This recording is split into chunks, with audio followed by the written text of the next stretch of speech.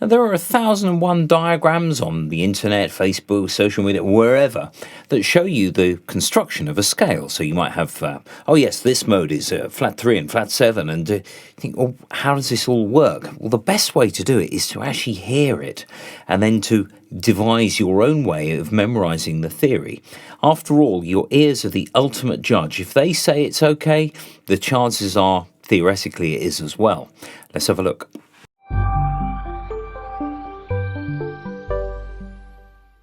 So here's the chord then of C major. There are 3 notes in that chord, C, E and G.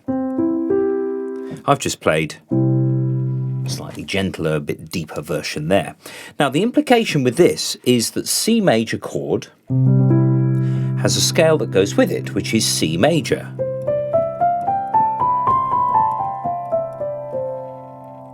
The basis being that you can improvise using any notes of that scale to make little tunes up.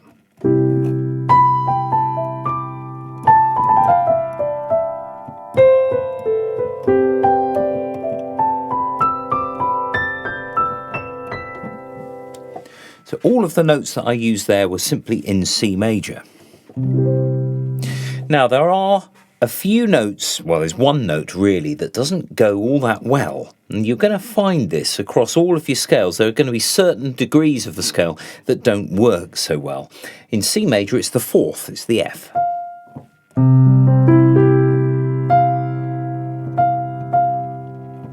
Nah, but the others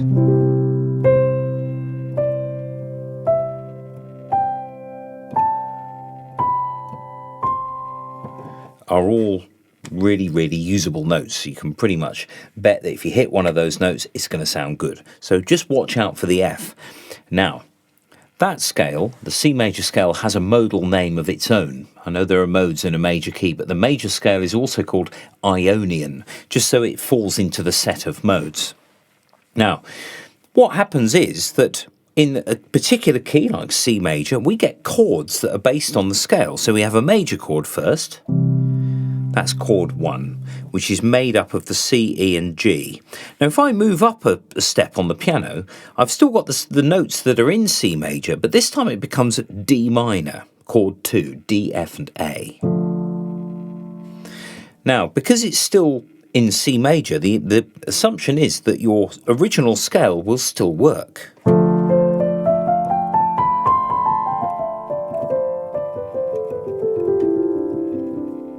And it does.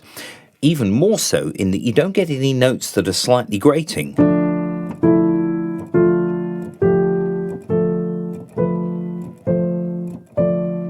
All of those completely work. Now, if you start the scale on the 2nd note, so I'm just going to start on D and finish on D, but I'm still using the notes of a C major scale, I get what's called the Dorian on D.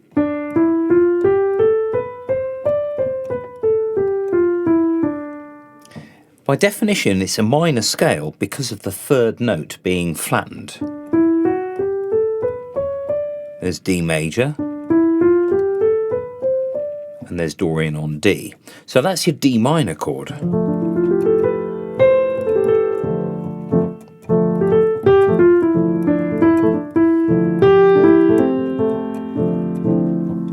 Now the next chord is E minor. Now, this is where it gets a little bit tricky, because we now have the Phrygian on E. So we've got a C major scale beginning and ending on E.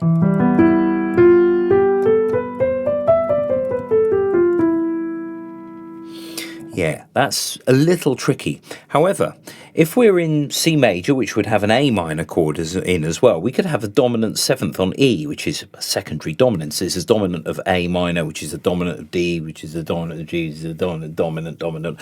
So, if we have an E7 chord this time, so we've got a G sharp, we get kind of a Spanish flavour here.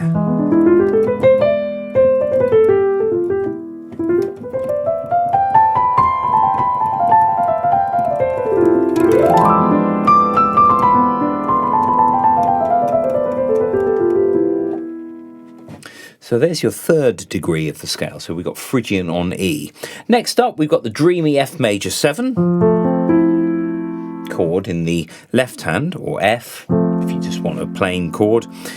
This time your scale in the right hand, still C major.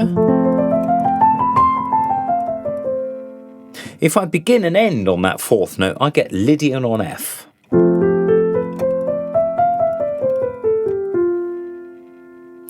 Next up is G, or G7. Now this is the main dominant in C major, it would be G7.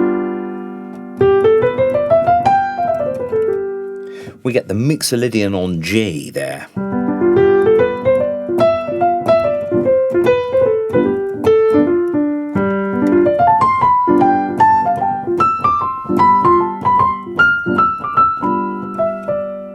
I've used no other notes apart from the notes in that C major scale. Next up we've got A minor. This is the relative minor of C major, so it's basically the sort of very close cousin of C.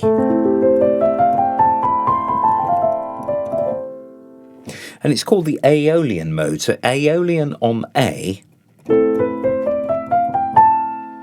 has the notes of C major. Aeolian on A, the Aeolian mode is the same as the natural minor scale as well. It's just got a modal name. Last up we have the seventh. Now really in C major, your main chords are the first six: C, D minor, E minor, F, G and A minor. But then we get this, which is B diminished. Not B diminished seventh, B diminished, just 3 notes. Now, if I was to, well, actually what happens with this is you can go from B half diminished to E7 to A minor.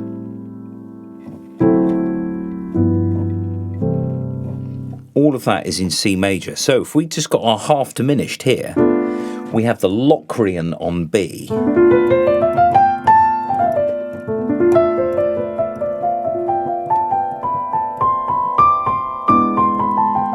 Phrygian on E, Aeolian on A. So the same scale works over all of those chords, and if we're in the key of C major, you're likely to see all of those chords. So when you're improvising, actually you can stick most of the time with one scale. It depends on the complexity of it, and well, this is it. It's just getting the flavour of how each scale, how each mode sounds with the chord that's being played.